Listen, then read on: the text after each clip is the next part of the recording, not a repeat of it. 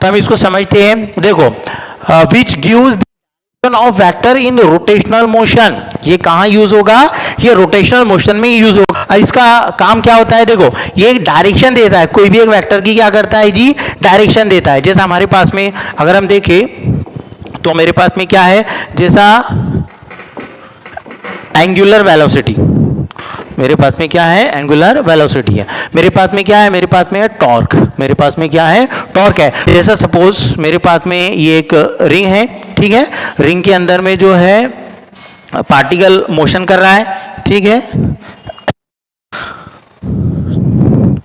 देखो यहाँ पे ये मेरे पास में क्या है? एक ये रिंग है, ठीक है, और इसके अंदर में जो पार्टिकल है वो किधर मोशन कर रहा है जी? देखो, इधर की मोशन होगी तो हम, ये मेरे पास में राइट हैंड थंब रूल है, तो हम क्या करेंगे? जिधर भी पार्टिकल मोशन कर रहा है इसको हम जो डायरेक्शन देखते हैं, जैसा एक्सिस ऑफ रोटेशन के इसमें तो जाएगा, क्योंकि इसका भी एक्सिस होगा, इसका क्या होगा? इसका भी एक एक्सिस होगा, लेकिन वो जो वेक्टर हो, वेक्टर उसकी डायरेक्शन हो, तो उसके लिए हम क्या यूज करते हैं? राइट, उसके लिए यूज करते हैं अपन राइट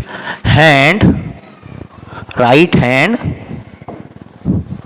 थंब रूल। उसके लिए हम क्या यूज करते हैं? राइट हैंड, ठीक है। अब देखो, ये राइट हैंड थंब रूल है, तो हम क्या करेंगे? पार्टिकल की जिधर भी मोशन है तो हम फिंगर को उधर कर्ल कर लेंगे, ठीक है, और ये जो थंब है क्या देगा? हमारे को डायरेक्शन देगा, किसकी? वेक्टर की। जैसा अगर हम ओमेगा निकालते हैं तो ओमेगा ऊपर जाएगा, ओमेगा क्या हो जाएगा? ऊपर, तो टॉर्क की डायरेक्शन भी विथ रिस्पेक्ट टू पार्टिकल के मोशन के हमारे पास में टॉर्क की डायरेक्शन भी आ जाएगी।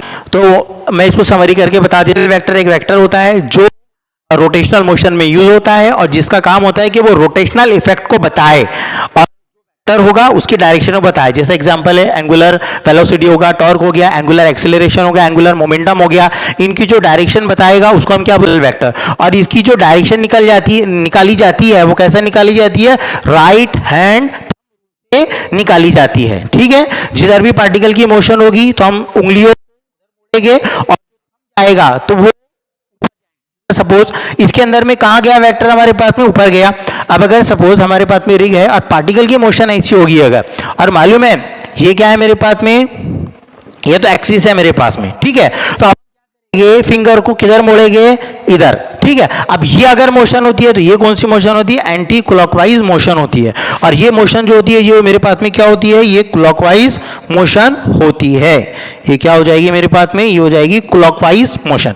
तो कोई पार्टिकल क्लॉकवाइज मोशन करेगा तो इसकी जो डायरेक्शन आएगी वो किधर आएगी? क्योंकि देखो ये फिंगर को हमने उधर मोड़ा जिधर पार्टिकल जा रहा है, तो थंब किधर आएगा? डाउनवर्ड डायरेक्शन में आएगा, ठीक है। तो ऐसा हम क्या निकालते हैं?